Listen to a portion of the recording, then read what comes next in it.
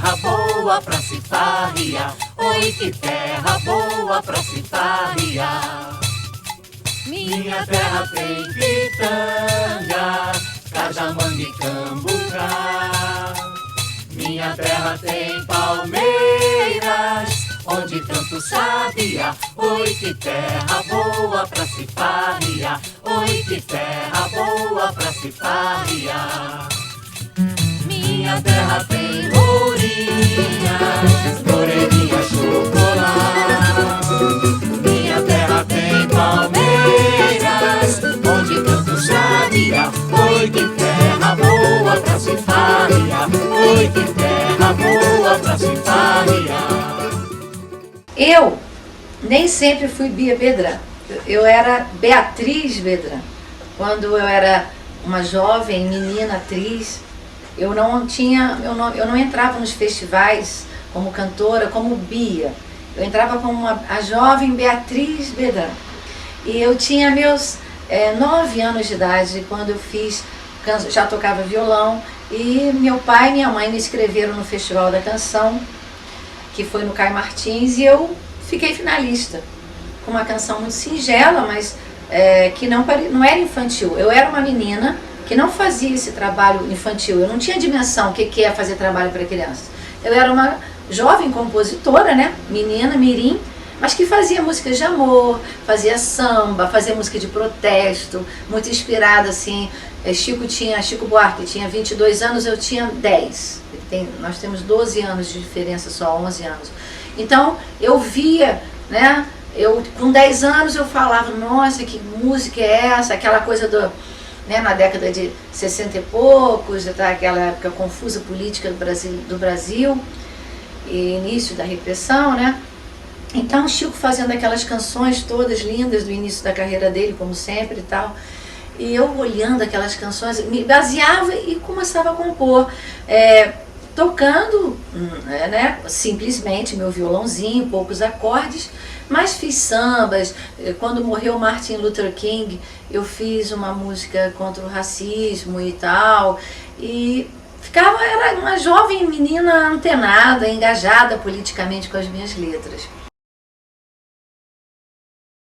Só depois, quando eu me tornei atriz profissional, na época do Teatro Quintal, já na década de 70, foi na década de 70, em 73, exatamente dia 16 de setembro de 1973, minha família fundou, eu então com 18 anos, 17 para 18, fundamos um teatro no quintal da casa da minha tia. Minha mãe era pedagoga, fazia bonecos, minhas tias faziam os vestidos, faziam os bonecos também, minha mãe escrevia os textos, minha tia Maria de Lourdes nos dirigia, ela era diretora de teatro já também na época. E aí a gente montou muitos espetáculos para criança, e foi aí, fazendo peças infantis, de minha mãe, de minha tia, de outros autores, Maria Mazetti, vários autores também, mas peças infantis, que eu descobri que eu queria trabalhar com a infância. Mas foi fazendo, não foi assim, não foi premeditado, vou pensar como se trabalha para criança, e aí vou fazer uma música para criança. Não, me botaram, né? Eu tocava violão, fazia curso de teatro, mas queria fazer vestibular para química, imagina, fiz vestibular para química, desisti, aí procurei outra carreira acadêmica que fosse mais perto das artes, porque eu já era artista, né, dentro de mim. Aí não teve jeito, fui para musicoterapia, fiz a faculdade de musicoterapia e depois fiz arte e educação para me tornar professora, isso mais tarde, já na década de 80. Mas antes, como atriz do Teatro Quintal, eu fiz 10 anos de espetáculos para crianças, fazendo as canções, no meio do caminho teve uma interseção com o Bloco da Palhoça. Surgiu o meu lado de fazer música para criança de uma maneira sistemática. Eles conheceram o meu trabalho como atriz, era o Vitor e o Ricardo, que faziam já uma pesquisa de folclore brasileiro, me conheceram, inclusive eu me apaixonei pelo Vitor, que é o pai das minhas filhas. Nós nos casamos no meio dessa pesquisa toda do folclore brasileiro, casamos ainda na década de 70, já no final, e aí fizemos o Bloco da Palhoça, que surgiu então 5 anos depois que o Quintal surgiu. Ainda teve, então, esse momento simultâneo entre Quintal e Bloco da Palhoça. Eu fazia teatro, fim de semana, ou fazia música com Bloco da Palhoça. E a música do Bloco era muito teatral. E as peças do teatro, do Quintal, eram muito musicais. Então, consegui transitar para a questão de sempre fazer música e sempre trabalhar como atriz e contadora de histórias por causa do teatro. No Bloco da Palhoça eu levei meu lado de atriz para ele, e eu que contava histórias, enquanto o Vitor tocava viola, Ricardo tocava o baixo, o violão de 10 cordas, eu tocando meu violão também. E nós ficamos também muitos anos juntos, e depois o grupo acabou. Cada um toma o seu rumo também no caminho. Aí eu começou a minha carreira solo. Saiu, o bloco foi acabando, cada um também. A gente separou, né, na vida íntima, comum, né? Minhas filhas já tinham as 2 meninas, e aí o meu trabalho de artista já estava mais ou menos consolidado, né? Se é que está consolidado alguma coisa nessa vida, né? Se é que alguma coisa é consolidada, mas estava-se já reconhecido um pouco no Brasil, porque eu fiz o meu programa Canta Conto em 87. Aí o Bloco da Palhoça estava quase no seu fim, nos seus últimos suspiros, nunca expirou, porque nós temos aqui, na maneira que eu toco meu violão, nas canções que eu canto até hoje para as crianças, tem muita coisa daquele trabalho musical do Bloco, né? Muita pesquisa do folclore, canções que eu regravo, que eu cantei com o Bloco em 1979, 80, e regravei em 1990, já nos meus discos solo. Então, muitas coisas que são do folclore brasileiro, tipo, eram 9 irmãs numa casa, uma foi fazer biscoito, deu tango, lumango nela, e das 9 ficaram 8. Eram 8 irmãs numa casa, uma foi amolar canivete, deu tango, lumango nela. Meu ingresso na televisão, que foi da década, foi de 87 até 94. Eu fiz o programa Canta Conto, que onde eu contava histórias, exatamente como eu estou aqui, conversando com a câmera, como se fosse com a criança ali do lado lá de lá, e cantando e contando histórias. E era uma vez um menino que foi passear no mato e apanhou uma abóbora redonda que naquele tempo antigo tinha o nome de coca. Chegou em casa, ele deu a coca de presente para a avó, e a avó preparou aquela abóbora coca e comeu.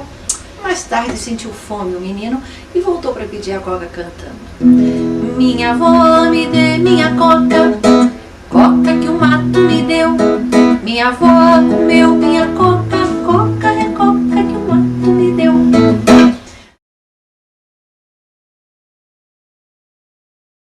Então essas coisas, essas canções, de onde vem isso tudo, né? Isso tudo é pesquisa de vida inteira.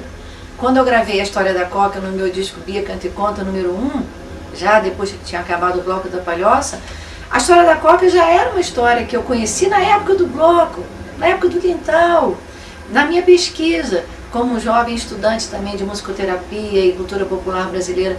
Então, nada acontece assim, a gente constrói mesmo, é construção, não existe, não pode pensar em nada sem pensar na palavra construção. É passo a passo, é pedra a pedra sobre pedra, e às vezes demolição, às vezes desconstrução, para que a gente possa redescobrir sentidos, né? Novos sentidos. As crianças mudam, o público muda, a acepção muda, as pessoas, como as pessoas recebem a obra muda, os meios de comunicação modificam tudo, e a arte é a arte perpassando séculos, anos, milhares de anos. Então a gente tem que pensar sempre que nós temos que manter viva essa paixão, né? O artista que não é apaixonado, ele simplesmente não é artista, ele tem que ter outra profissão, né? Que o artista tem técnica, ele tem que ter muita transpiração, mas a inspiração, isso que move a gente, que essa inspiração, a vontade primeiro de se expressar, né? Todo mundo tem, não é só o artista. mas a gente quer expressar algo que fale a alguém. Mas mesmo que não fale a ninguém, a gente quer expressar enquanto uma obra artística. Essa é a característica do artista. Não é só pensando em apresentar e mostrar. A gente quer fazer porque a gente quer descobrir naquela linguagem alguma coisa que nos interessa e que pode interessar as pessoas, né? Eu gosto que a minha arte seja de utilidade pública. Eu gosto de que as crianças ouçam, que as crianças usem, que brinquem, que recontem, que a professora use na sala de aula, né? Que os estudantes se apropriem dessa pesquisa e dê um novo olhar a ela e uma nova direção. Eu gosto que seja assim. Eu acho que é para isso que a gente faz, para que as pessoas tomem, segurem e passem a bola adiante. Esse é o trabalho. A singularidade de cada artista está na capacidade que todo mundo tem de olhar aquilo como algo que lhe interessou e que vai motivar essa pessoa, né, a seguir um caminho que ela não estava esperando. Eu acho que a arte tem essa função. Já imaginaram um mundo sem CDs, né? Claro, sabem que eram as bolachas, né? Eu tive a chance, eu participei desse momento da discografia, da indústria fonográfica brasileira, onde eram só os CDs, os long plays, né, e os compactos, né? E aí, as gravadoras é que detinham, não existia assim, esse nome independente, projeto independente. Eram as grandes gravadoras que contratavam os artistas, aquela fase dos artistas, RCA Victor, né, a Warner, a Continental, os grandes cantores da década de 50 até antes da chegada dos CDs, todo mundo muito vinculado à gravadora, né? Não existia isso de disco independente. Então, eu peguei o finalzinho dessa época, onde a gente tinha aquela alegria, o jovem músico, a gravadora vai nos contratar. Só que isso virou uma faca de dois gumes, porque eu fiquei muito feliz, foi o primeiro disco por uma gravadora importante, que era a Continental, em São Paulo, que hoje virou a Warner, acabou a Continental, e a Continental gravou o Bloco da Palhoça, que foi uma emoção, assim, tem exatamente 29 anos essa gravação, 30 anos que eu gravei, há 30 anos eu gravei esse disco. Então, eu fiquei eu me lembro que aquela notícia, a gravadora se interessou pelo bloco, né? Quando o Vitor chegou em casa e falou que a gente ia ter um disco, eu falei, nossa, um disco, que coisa luxuosa. E era mesmo do jeito, a gravadora bancou orquestra, bancou o arranjador, né? A gente foi para um estúdio, tudo pago pela gravadora, não tinha a gente pagar para fazer o disco. Depois, mas em compensação, eles ficaram donos dessa matriz. E aí a gente não tem mais acesso. O artista, como eles não têm interesse em relançar o bloco nesses últimos 30 anos, eu fiquei sem o meu primeiro trabalho, que é uma referência na música brasileira infantil. Então, depois, a gente então, quando viu que a gente estava preso, que o disco não ia sair mais uma outra edição, e aí chegou a era do CD, cada um, ficamos assim agora. Eu falei, bom, ainda não tinha chegado o CD no Brasil, foi em 87, já tinha acabado, o bloco estava acabando, aí eu resolvi gravar, começou a minha carreira independente, de gravar, o primeiro foi uma bolacha, pena que eu não tenho aqui para mostrar. Foi uma bolacha chamada Bia Bedran, né, que eu cantava aquelas canções do meu programa Canta Conto, e eu gravei essa canção que foi muito importante, que foi essa aqui. Perdi meu anel no mar, não pude mais encontrar, e o mar me trouxe a concha de presente pra me dar.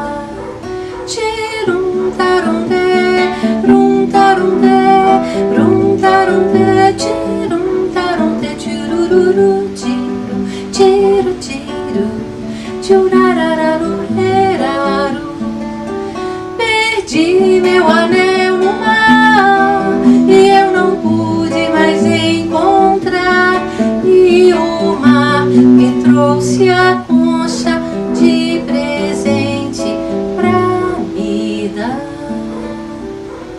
também gravei essa, que ficou sendo o par do anel.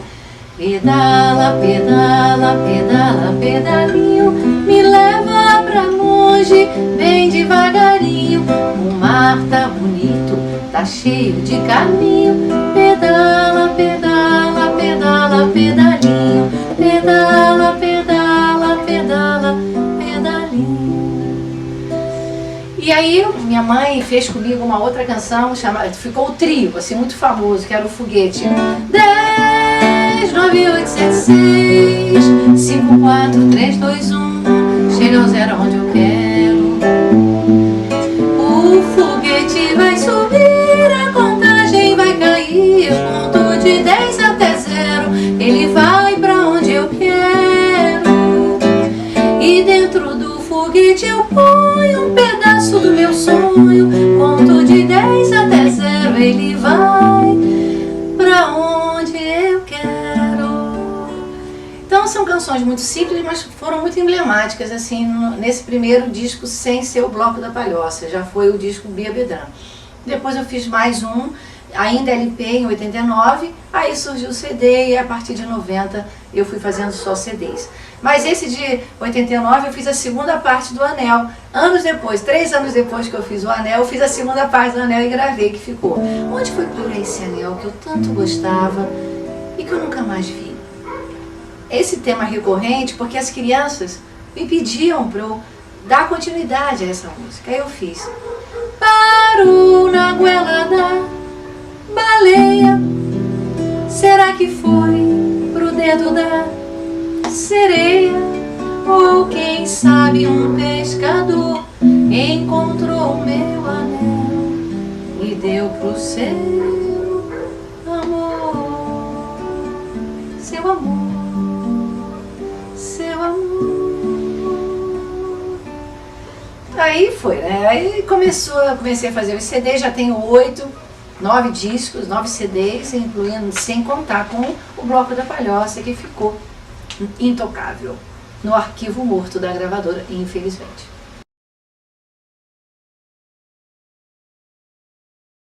E dizem que eu ganhei muitos prêmios, né? Estão dizendo por aí. Eu não posso lembrar de todos. Realmente eu ganhei prêmios, sim, dentro do teatro e da música. Ou fazendo música para teatro infantil, ou a própria música mesmo. Fui indicada para melhor canção infantil no Prêmio Sharp. Mas o mais importante para mim, eu acho os dois que marcaram muito assim a minha carreira. O primeiro, que foi logo em 73, quando o Quintal já começou o Teatro Quintal, eu ganhei o prêmio de melhor atriz. Foi melhor atriz com a peça Você Tem um Caleidoscópio, que foi uma peça do nosso grupo, uma criação coletiva do Quintal. Esse foi o primeiro prêmio, não sei se foi em 74, por aí. Esse prêmio eu ganhei como melhor atriz. Logo eu fazia o papel principal assim, né, fazia uma cigana, e aí ganhei. Serviço Nacional de Teatro me deu o prêmio como melhor atriz. Aí aquilo me deu muito estímulo, né? Eu tinha 18 anos, 17, ganhei o prêmio melhor atriz entre todas as peças que concorreram, né? E peças do Rio, não era? Meu grupo era em Niterói, mas a gente fazia as peças em Niterói e depois a gente continuava a temporada em palcos cariocas. Isso foi importante no Grupo Quintal. Nós não ficávamos só, né, dentro do nosso teatro, que era o estabelecimento Quintal. Aí nós vínhamos para o Rio também. Depois, já como Bia Bedran, já na minha carreira solo, sem o Quintal e sem o Bloco da Palhoça, eu ganhei o prêmio Coca-Cola de teatro infantil. Prêmio de a maior personalidade do teatro infantil com o espetáculo Bia Canta e Conta. Foi esse o prêmio que eu ganhei, que marcou demais, anos depois, já em 1991. Bia Canta e Conta foi grupo, personalidade que mais contribuíram para o teatro infantil brasileiro. Esse marcou demais, foi um marco também, tanto que esse nome, Bia Canta e Conta, se tornou uma marca. Aí ficou o nome de disco, nome de espetáculos, outros espetáculos, Bia Canta e Conta 1, Bia Canta e Conta 2, ele é uma marca no meu trabalho. Nesses últimos 10 anos já, eu comecei uma pesquisa bem diferente já no meu trabalho, né? Já nesses últimos 8 anos, 10 anos. eu comecei sempre cultuei o Braguinha como criança. O Braguinha já tinha os discos infantis que ele musicava, então o Braguinha foi uma referência minha, eu enquanto criança, escutando música, histórias musicadas.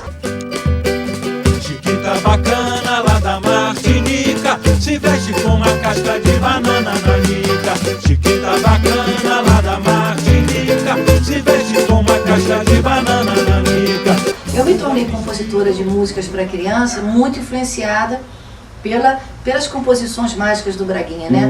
Pela estrada fora eu vou bem sozinha, levar esses doces para a vovozinha. Ela mora longe, o caminho é deserto e o lobo mal passeia aqui por perto. Mas à tardinha, ao sol poente, junto à mamãezinha dormirei contente. Quem não lembra de ter ouvido isso alguma vez? Essa canção linda do Braguinha que embalou tantas crianças na década de 60, né? Então eu aprendi, me influenciou muito a composição toda do Braguinha e todos os compositores da época, famosos, né? Que eu era criança, Lamartine Babo estava vivo ainda, fazia aquelas canções maravilhosas. Noel Rosa já não estava vivo, mas quando ele morreu muito cedo, né? Mas o Noel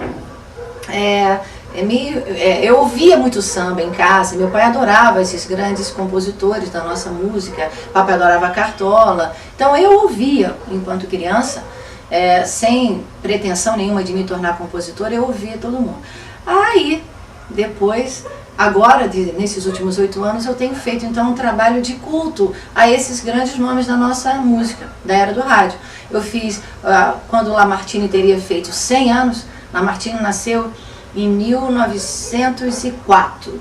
Então, em 2004, eu fiz um espetáculo chamado Lamartine sem tirar nem pôr, porque ele adorava os trocadilhos. Então, era 100 de 100 anos, tirar nem pôr com C, né?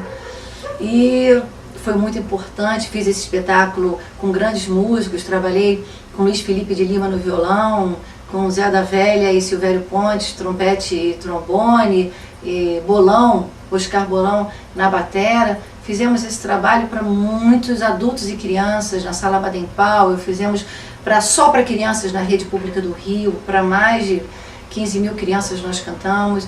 Então divulguei durante 2 anos a obra do Lamartine, com o texto do Nick Zarvos, que é meu parceiro desde a TVE, da TV Brasil atual. Aí depois, agora fiz homenagem ao Braguinha, com o mesmo roteirista, Nick Zarvos, um espetáculo que acabou de sair o DVD e chama-se Histórias de um João de Barro. Fiz em 2007 e agora vou relançar o espetáculo porque o DVD saiu agora, 2 anos depois da gravação que nós fizemos no Teatro Vila Lobos.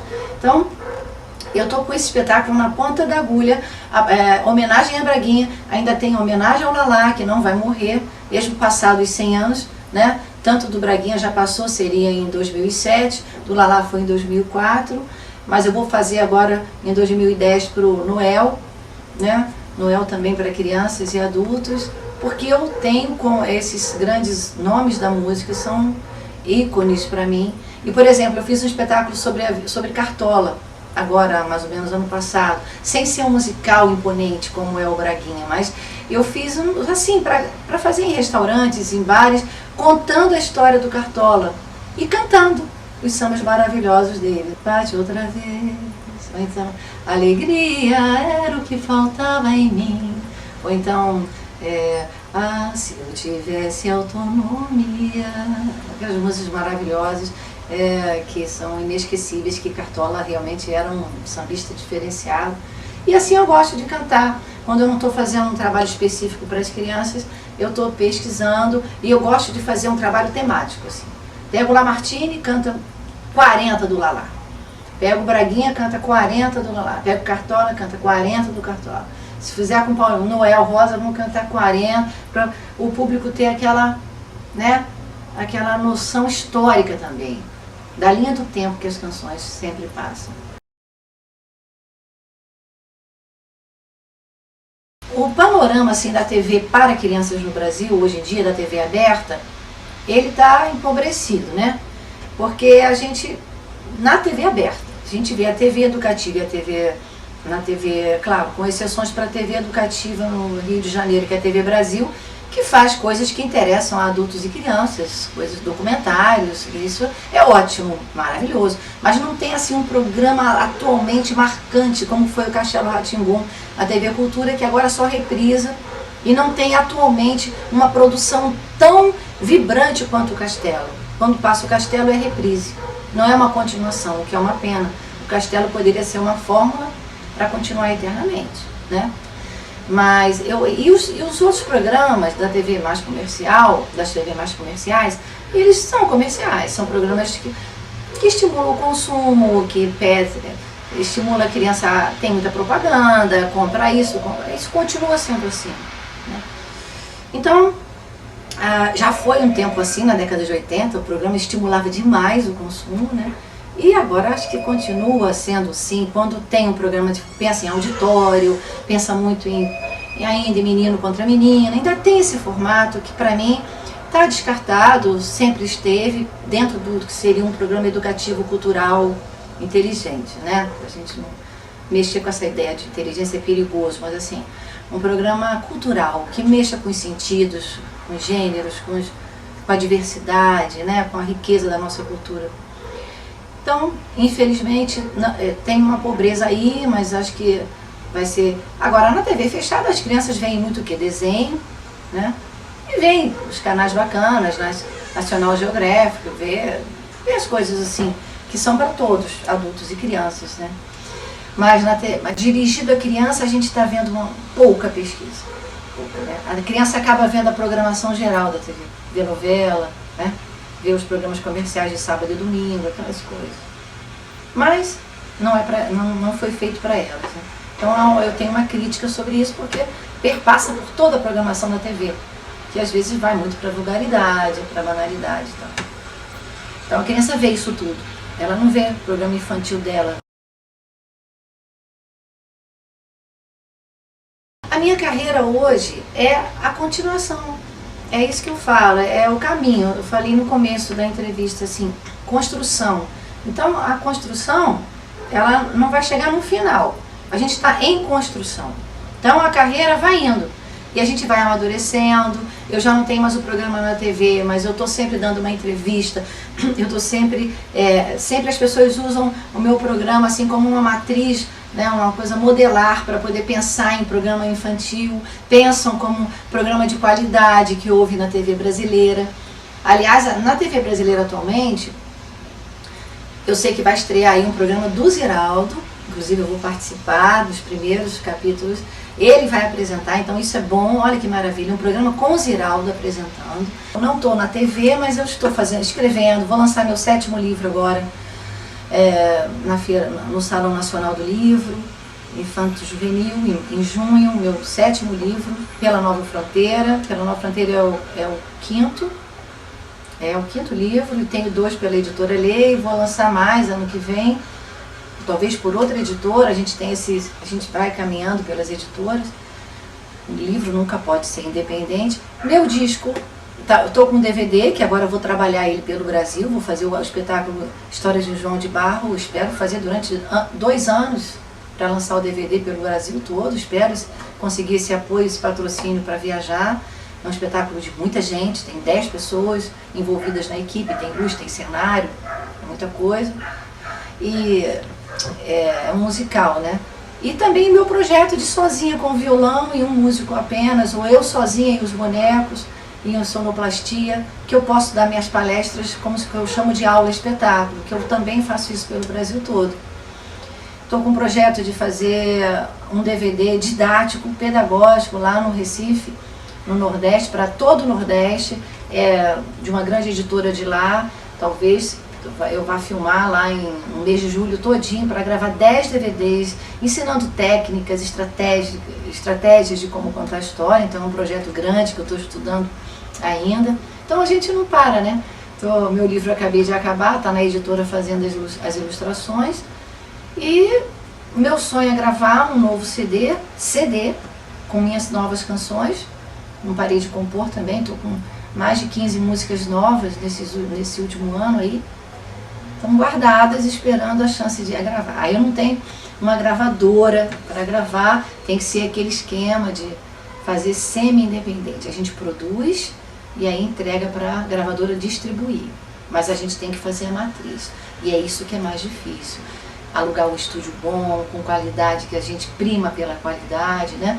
E o meu, eu vou cantar para terminar uma canção que se chama Cabeça de Vento e que virou livro, é o meu livro Cabeça de Vento e é a música Cabeça de Vento. O Cabeça de Vento é um livro da editora Nova Fronteira, de 2003, e essa canção eu gravei em 2005 no meu disco, e é o nome do meu show que eu fiz no Canecão ano passado e que eu vou também correr o Brasil com ele. Reúne toda a minha obra, quer dizer, o sumo da minha obra, assim, são 20 canções minhas, então é muita coisa para um show para criança. Não é toda a obra, eu passo por todos os discos pegando 2 de cada, 2 canções de cada. Cabeça de vento, seu cabeça de vento, cabeça de vento. A minha mãe zangou e me chamou assim. Eu pensei, encasquetei até o fim. Ser cabeça de vento não é ruim. Vento é movimento, vento é vida para mim. Sem o vento a pipa nunca voa pelo ar. E sem o vento o barco, a vela não sai do lugar. Cabeça de vento, cabeça de vento, cabeça de vento, seu cabeça de vento. A minha mãe zangou e me chamou assim. Eu pensei, encasquetei até o fim. Ser cabeça de vento não é ruim. Vento é movimento, vento é vida para mim.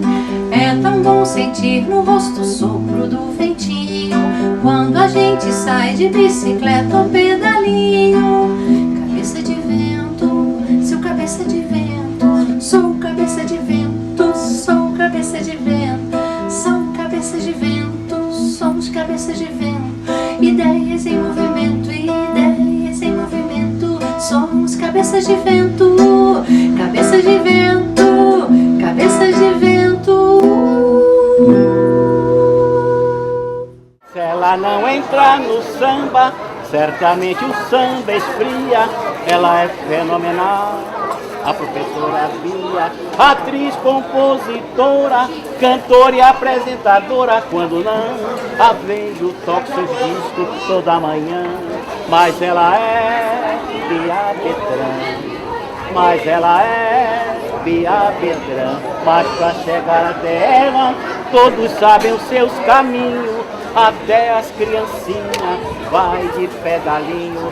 Ela ganhou anel, o emblema do coração. Nele tá gravado, boda de prata da canção. Mas ela é Bia Bertrand. Mas ela é Bia Bertrand. São Pedro, Bia.